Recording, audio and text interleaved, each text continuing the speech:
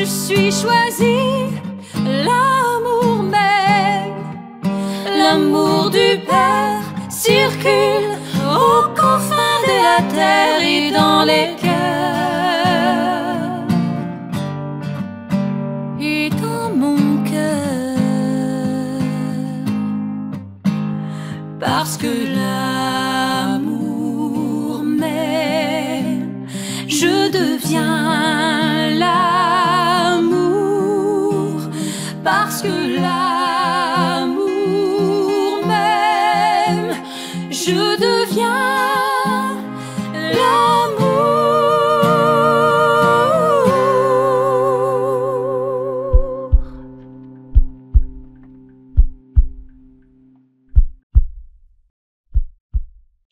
Bonjour, chers et choisis de Jésus.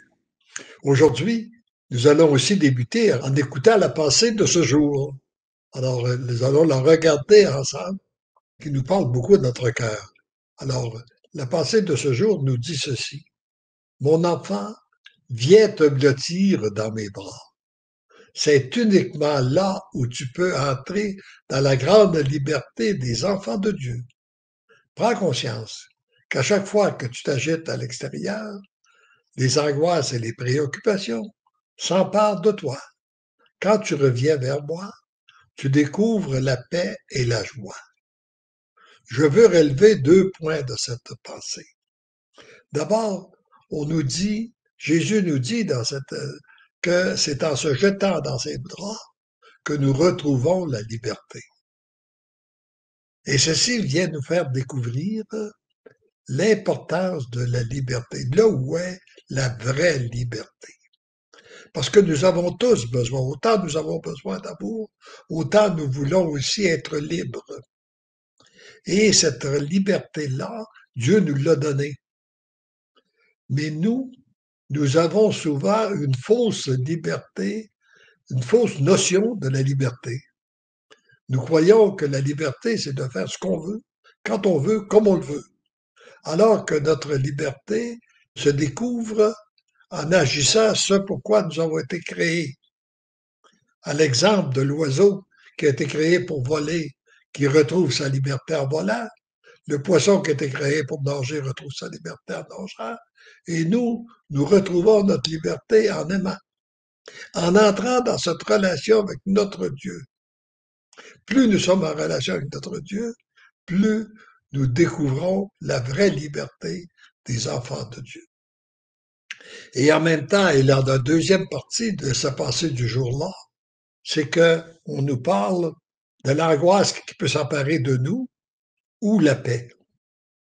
Plus on s'approche de notre Dieu, plus on découvre la paix, la joie puis le bonheur. Plus on s'en éloigne, plus on tombe dans nos propres pensées, dans notre façon de penser, de juger, de critiquer, etc., plus on développe l'angoisse, les préoccupations. Alors, donc, on a le choix entre les deux. Et moi, plus j'avance, plus je vois l'importance de renoncer à parler de qu'est-ce qui va mal dans le monde, pour pas nous laisser inspirer par qu'est-ce qui va mal, mais bien nous laisser inspirer par l'agir de Dieu. C'est qu'est-ce que je partageais ce matin avec notre petit groupe de jeudi matin, on était déjà plus qu'une vingtaine, dans lequel nous partageons les gloires de Dieu. Là où on a vu Dieu agir en nous, autour de nous et à travers nous. Maintenant, regardons, nous en sommes dans les règles de vie accessibles à tous pour un bonheur durable. Nous en sommes maintenant à la règle numéro 6. Nous avons vu depuis le début qui est la règle numéro 6 qui est ton passage sur Terre est important. Pour bien le comprendre, repartons du début. D'abord, plus on va accepter, plus on accueille que c'est Dieu qui nous a créés, qu'on accueille aussi que un jour on va retourner à lui, quand on ne le sait pas, mais ça peut être plus tôt qu'on le pense. Et troisième règle, vis en harmonie avec lui. Quatrième règle, tu as une mission sur cette terre. Et cinquième, elle est unique, il n'y a que toi qui peux l'accomplir. Et ça nous conduit à la sixième règle qui nous dit, ton passage sur cette terre est important. Est-ce que vous y croyez? C'est la question que j'ai posée ce matin à notre petit groupe. Est-ce que tu y crois que ton message est important? Oh, c'est facile parfois de penser, ben oui, un tel, il y a une mission qui est importante, mais moi, je ne fais pas grand-chose, je n'ai pas eu, etc., etc. Qu'est-ce qui s'en est découlé? J'ai posé la question pour vous, est-ce que vous y croyez que votre mission est importante? Ce qui s'en est découlé, c'est que d'abord, il y a des gens qui m'ont dit, qui ont dit, ben oui, moi, je prends mon rôle de mère. Quand je regarde le rôle que j'ai joué auprès de mes enfants, hein, c'est important. Hein. L'autre, ben, c'est une relation sociale. Le rôle que je joue auprès de mon voisin, les circonstances. On a tous un rôle important à jouer sur cette terre. Et on a eu aussi euh, un témoignage que j'ai reçu, que j'ai trouvé qui rejoint beaucoup. Un type de 60. C'est là qu'on voit que non seulement lui, ce qu'il a donné, mais on ne sait pas ce que notre passage, la répercussion que ça va avoir à moyen puis long terme. Par exemple, quelqu'un nous relatait la petite Thérèse de l'Enfant Jésus. Il est décédé à 24 ans. Son passage n'a pas été long sur la terre. Puis, si elle n'avait pas obéi à sa supérieure, qui lui avait demandé d'écrire l'intimité qu'elle avait avec Dieu, personne n'aurait su, personne n'aurait parlé d'elle. Elle serait passée inaperçue. Aujourd'hui, on le sait, plus d'un siècle plus tard, que son décès, parce que ça a été écrit. Et on ne sait pas qu'est-ce que le Seigneur fait avec le temps de notre passage, la répercussion que ça va avoir, que cela chez nos enfants, chez nos petits-enfants, chez nos voisins, etc., etc., les gens qu'on rencontre sur notre vie, est beaucoup plus important qu'on le pense, qu'on le croit. Parfois, on voit des choses, parfois, on voit rien. Hein? Comme la petite Thérèse de son vivant, elle n'a rien vu. C'est simplement, et aujourd'hui, c'est nous qui voyons qu'est-ce que le Seigneur a fait en elle et qu'est-ce qu'elle continue de faire à répandre de l'amour sur la terre.